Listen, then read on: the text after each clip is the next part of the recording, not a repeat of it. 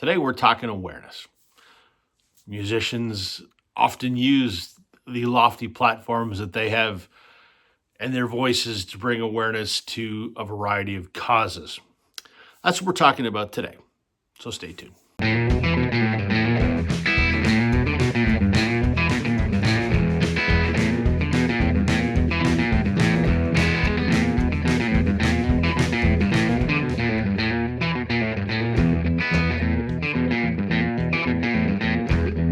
Hey everybody, welcome to Northern Revolutions. I'm Rob. Welcome back if you're returning. Welcome if you're new. As mentioned off the top, we're talking about awareness. Why are we talking about awareness? Well, for those that watch my Wednesday night live stream, my good pal Darryl, the Northern Vinyl guy, he is celebrating his 100th YouTube video, which is a great milestone. Congratulations, my friend. And he's kind of made a video in honor of that and hope that people might embrace it as a thread. He did a video about musicians bringing awareness to causes or issues through their music. Great idea. So I've got a bunch. I'm going to show them. You should check out Darryl's video. I'll leave the link in the description. Check it out after you watch this one. There we go. Okay, the first thing I'm going to talk about, I promise you'll know many of these, but not this one. One of my favorite artists, and as I've said before, an undiscovered national treasure, Adam Baldwin. This is his album from 2016 called No Telling When, precisely 1985.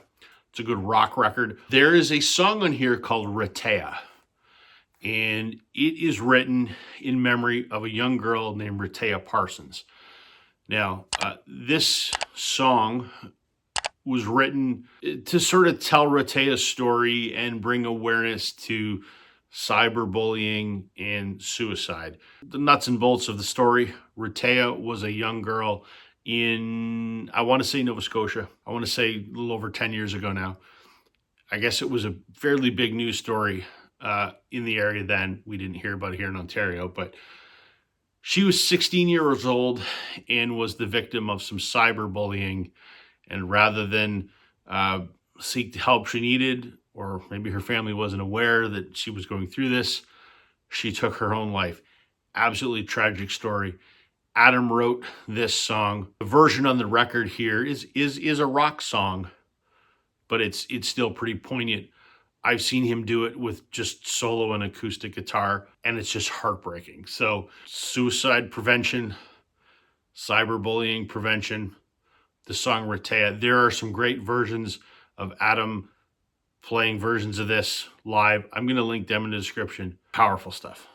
The next one I actually talked about briefly in the live stream the other night. This is Bruce Springsteen. It's an EP called Chimes of Freedom. Chimes of Freedom is a Bob Dylan song that Bruce covered. This was an EP that came out in 1987. Bruce and the E Street Band were the headliners in a 20-city tour called Human Rights Now. It was to promote Amnesty International and the 40th anniversary of the Universal Human Rights Declaration. Bruce and the E Street Band, Sting, Tracy Chapman, I think a couple other acts, toured 20 cities around the world in 3 weeks to bring awareness to human rights, because although the Universal Charter of Human Rights declares that everybody is entitled to certain basic human rights, there are a lot of places in the world where that is not the reality. So they wanted to sort of bring awareness to that. So Chimes of Freedom by Bruce and the E Street Band. It's been talked about a few times, but this is the Northern Lights' Tears Are Not Enough. You all know the story behind We Are the World, which was that American collaboration by anyone that was anyone in the 80s in the U.S. for hunger in Africa. Well, this was the Canadian response. So I've shown this record before. This was spearheaded by Bryan Adams and Jim Vallens. Brian wrote it. But, I mean, the people that are on it: Tom Cochran, Bruce Coburn, Burton Cummings, Corey Hart, Ronnie Hawkins, Dan Hill, Geddy Lee, Gordon Lightfoot, Richard Manuel, Murray McLaughlin, Kim Mitchell, Joni Mitchell, Anne Murray, Aldo Nova, Mike Reno, Paul Schaefer, Ian Thomas, Sylvia Tyson, Neil Young, and many, many others. So if you know We Are the World, this is the same thing. This is the Canadian version. It was simply to raise money and awareness for hunger in Africa, famine relief. Next two, same band, little political. I'm not going to get into the politics. I don't bring politics into my YouTube channel. Not interested in that discussion. But I only show these because there's many, many cases of music trying to evoke political action or bring to light political issues. And this is one band that is quite known for doing that. Green Day. This is American Idiot, which came out in, I think, 2000. Well, the entire album is sort of, the disillusionment that Green Day had with the current state of American society, let's say. There are two very overtly political songs in here, American Idiot, the title track, and Holiday.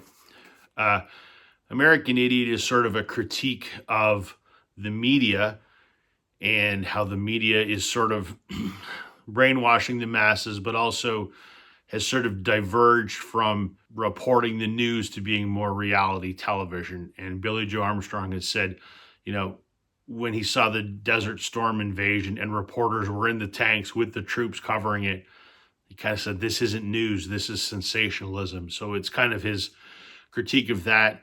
And Holiday is, really about his disdain for George W. Bush. So I won't comment either way on the politics of it, but this is I won't say political activism album, but an album that tries to maybe enlighten their listenership on some issues, shall we say. More recently, in fact, just this past year, they put out their album Saviors, which I really love. The title track on here, The American Dream is Killing Me, was written during Trump's first presidency. It's no secret that Billy Joe Armstrong hates Donald Trump. But really, this song is about how the American dream is more of a myth than a feasible reality for folks. And it's not possible given the state of American society. And so it's sort of, he's trying to point out increasing disparity between the haves and the have-nots, essentially. The next two records I'm going to show pretty closely associated with apartheid, the oppressive white minority rule in South Africa that sort of ended in the early 90s. I mean, I remember one of my best friends was a white person from South Africa. This is Ordinary Love by U2. Obviously, this came out in 2013, almost 20 years after apartheid had ended, but it was a tribute to Nelson Mandela, who, first black president of South Africa, who fought his entire life to end apartheid and raise the standard of living for black South Africans.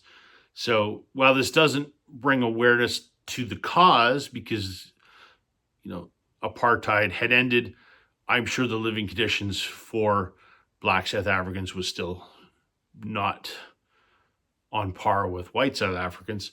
This is a tribute, and I think it's a modern reminder, because you never ever want to forget the past. And I mean, I think I have to show this if we're talking about apartheid.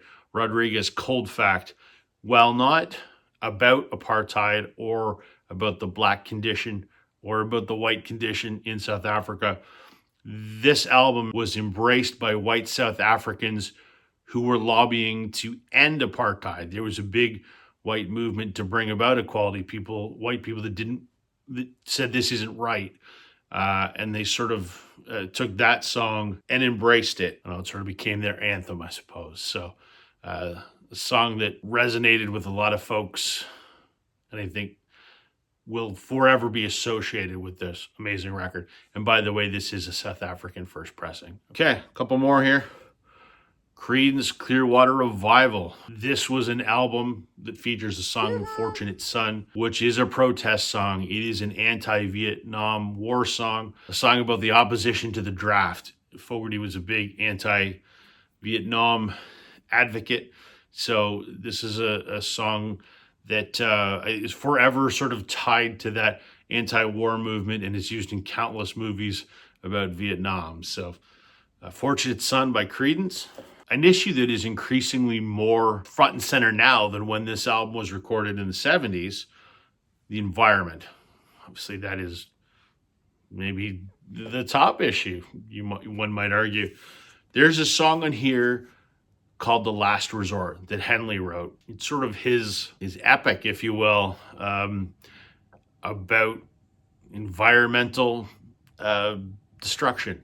It's basically about how American society swept across the continent and destroyed paradise. And last but not least, I'm going to bring this home with a little bit of Blue Rodeo.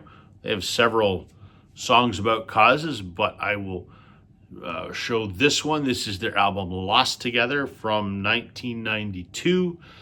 The lead track on here is a song called Fools Like You, and that is Greg Keeler writing a song about the Canadian government's treatment of Native Canadians or Indigenous folks. There's lines in here about give back to the natives the treaty land, stop stealing their land.